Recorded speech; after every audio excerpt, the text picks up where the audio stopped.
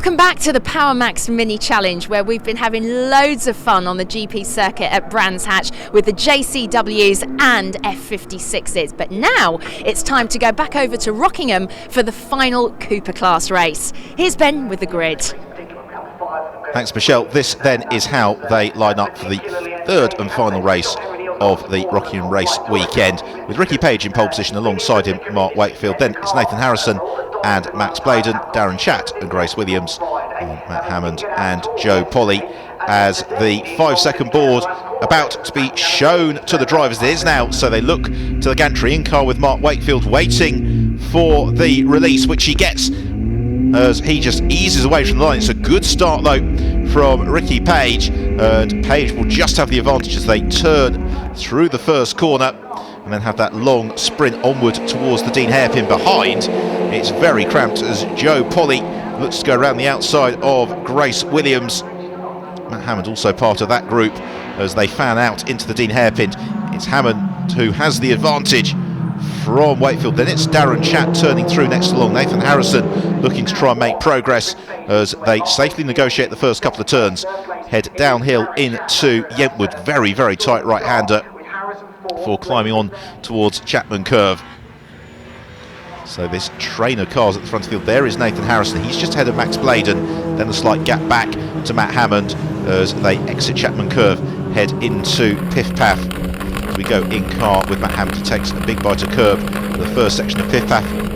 Not quite as much at the second, as he then accelerates on to the left-hander at Gracelands. Just downshifts, long left-hander that then feeds them on towards the Tarzan hairpin. So here is Ricky Page, the race leader, trying to break away, but we have seen time and time again in Cooper class racing in the Power Max Mini Challenge that the gaps can disappear in the blink of an eye. Good battle though for third place coming together as Darren Chatt defending rigorously from Nathan Harrison. He's got Max Bladen and Matt Hammond going well in these early stages. Then a slight gap in the traffic to Joe Polly, who heads the next group of cars. Martin Poole trying to make a little bit of progress through the Brook chicane as the field all string out and accelerate through. Let's go in car with Nathan Harrison for a look at how the start went from his perspective.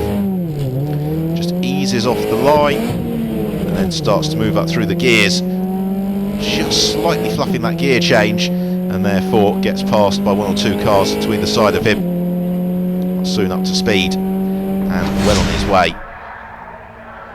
So at the front of the field, Page and Wakefield breaking away. Then we've got the white car of Darren Chatt. He's got Nathan Harrison looking to challenge him, and Harrison looks to the outside line as they head through Tarzan, but Chatt just sticks to the conventional racing line. He's going to make Nathan Harrison do all the hard work, and that's absolutely key. Once you start driving defensively, that's when you back up the traffic. But I think Harrison has possibly got the better run out of Tarzan. Indeed he has, and Harrison might squeak through here at Brook, and that is exactly what happens with Max Bladen and Matt Hammond in pursuit, and Bladen gets elbow to elbow with Darren Chatt, and that also gives the opportunity to Matt Hammond. There's Hammond in the predominantly blue car looking to draw alongside as they accelerate over the start and finish line into another tour of the Rockingham circuit.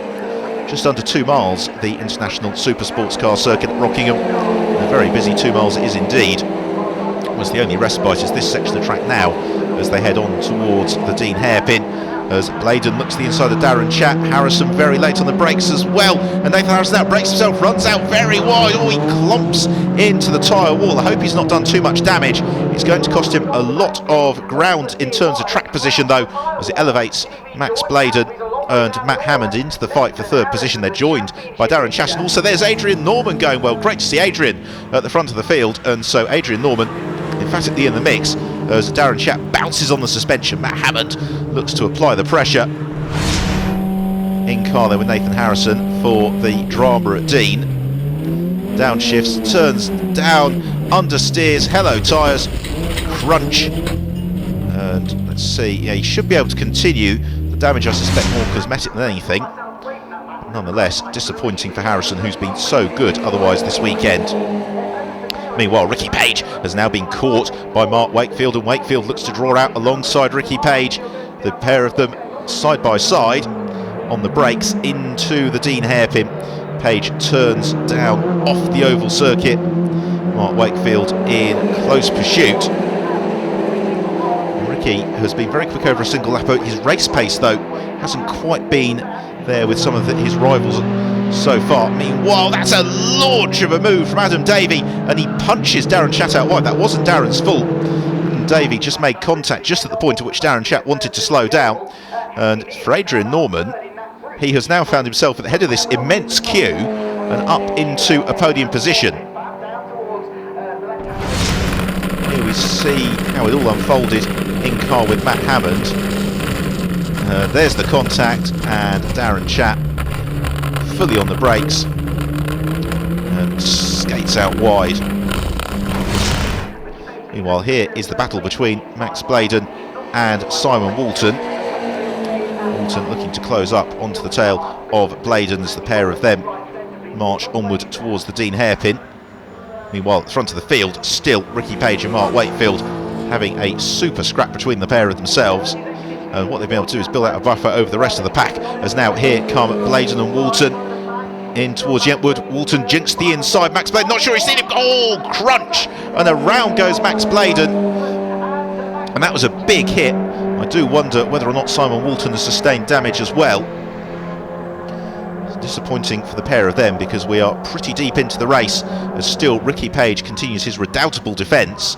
As we see the stricken car of Max Bladen as the ferocious fight for third place. Well, Adrian Norman has got Henry Neal snapping at his heels, as now Mark Wakefield has got the move on Ricky Page, and will he be able to hold it, because Page has been good on the brakes. They head on towards the Dean hairpin, heading towards the latter stages of the race, as Wakefield turns through Dean, and yes, he manages to maintain the advantage on Ricky Page. Page looks to pounce as the pair of them head side by side towards Yentwood. They've got the stricken car of Max Bladen there to remind them to be cautious. So here's how a look at how it all started. Wakefield that little bit quicker than Ricky Page through Brook, and that's been the story of Ricky Page's weekend. It's just a section of the track he's not quite as fast. Mark Wakefield, as a result, eases past and on his way, and we're very near to the checkered flag now.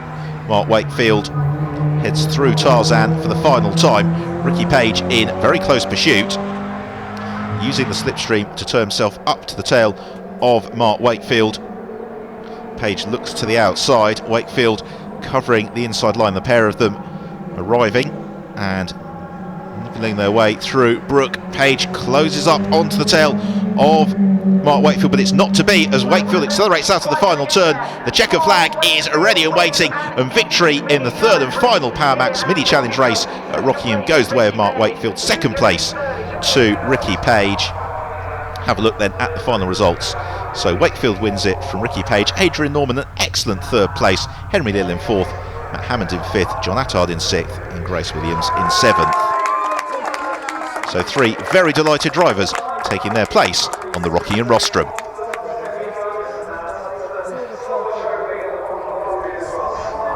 Again, the best race I think of my life, that is. It all went down to the second to last lap. It was a brilliant race. Me and Ricky battled all the way through. You know, I was pushing him, making sure we could pull away from the back lads, and which we did. And then I knew the last couple of laps that we could both battle. But it was a brilliant race overall. The race was amazing. I can't take anything away from Mark. It's fantastic. We've been so evenly matched all weekend. I've been struggling a little bit in certain places of the circuit and giving up a lot of time, and then I make it up in other places. But yeah, what great racing again from the Cooper class. My fourth year, and I thought it was about time I got myself onto the podium. So I stuck my foot down, kept out of trouble, defended well, and lo and behold, I found myself, much to my surprise as well, in third place. Let's have a look at the standings then as we leave Rockingham, with Ricky Page just clear, 3 points ahead of Nathan Harrison, with Mark Wakefield still very much in the mix, and Adrian Norman climbing to fourth.